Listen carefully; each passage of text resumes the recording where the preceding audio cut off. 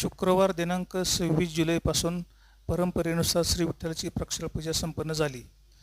याचवेळी गेल्या 6 जुलैपासून सुरू असलेले श्री विठ्ठलाचे 24 तास दर्शन बंद करण्यात आले.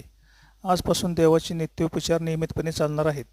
आषाढी यात्रेनिमित्त श्री विठ्ठलाचे दर्शन 24 तास सुरू ठेवण्यात आले होते. या दरम्यान विठ्ठल मूर्तीच्या पाठीशी आरामाकरता लोड देण्यात आलेला होता. आषाढी यात्रा संपताच मुहूर्त पाहून शुक्रवारी प्रक्षाळ पूजा मंदिर समितीचे कार्यकारी अधिकारी राजेंद्र शेळके आणि व्यवस्थापक बालाजी पुदलवड यांच्या हस्ते संपन्न झाली. यावेळी मंदिर समितीचे सहअध्यक्ष गहिनीनाथ महाराज औशेकर आदी कार्यकर्ते उपस्थित होते. आजपासून प्रक्षाळ पूजा संपताच खऱ्या अर्थाने